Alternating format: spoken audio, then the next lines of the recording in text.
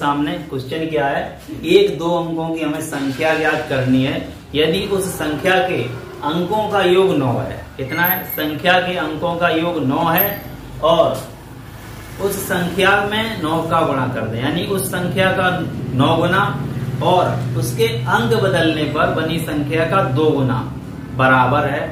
तो हमें ऐसी संख्या याद करनी है, ज्ञात करनी है। ये है क्वेश्चन।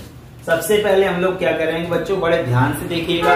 अगर आपको स्पीड ज्यादा लगती है तो यूट्यूब में ऑप्शन आता है स्पीड स्लो करके देखने का, तो देखिएगा। 2 अंकों की संख्या हम लोग मान लेंगे, माना 2 अंकों की संख्या है 10x + y। हर बार यही मानेंगे।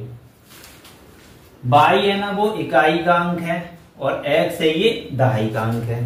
ठीक है। अब प्रश्नानुसार अकॉर्डिंग टू क्वेश्चन क्या कह रहा है कि अंकों का योग कितना है? 9 है। तो x + y बराबर 9। पहला अंक दूसरा अंक, इनका योग कितना है? 9।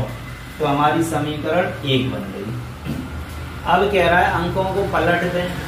अंकों को पलट दें। अंकों को पलटने पे बनी संख्या, जैसे ये y इधर है, अब ये इधर आ जाएगा तो 10y और x उधर जाएगा तो x, 10y + x।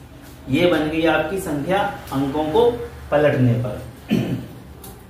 तो क्या कह रहा है, अंकों को पलटने पर बनी संख्या, और जो पहली संख्या थी क्वेश्चन में कह रहा है अकॉर्डिंग टू क्वेश्चन कि पहली संख्या का 9 गुना।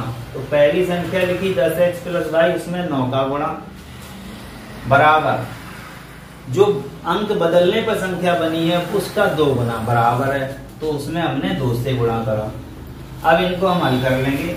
9 का गुणा 10 में तो 90x, 9 का y में 9y, 2 का 10 में तो 10y, 2 का x में तो 2x। अब क्या करा, 90x, ये 2x इधर लाएंगे, माइनस का 2x होगा। 9y, ये 20y इधर लाए, माइनस का 20y होगा बराबर 0। 90 में से 2x घटा देंगे, कितना बच जाएगा? 88x।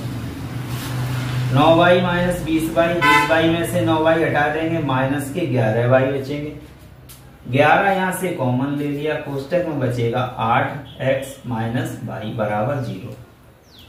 11 का भाग 0 में लगेगा, 0 हो जाएगा तो 8x - y बराबर 0।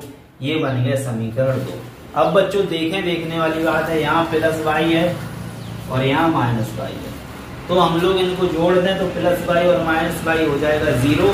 तो हमें x का मान पता चल जाएगा। तो हमने क्या लिखा, समीकरण 1 तथा समीकरण 2 को जोड़ देंगे।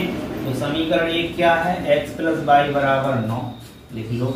समीकरण 2 क्या है, 8x - y बराबर 0, 8x - y बराबर 0।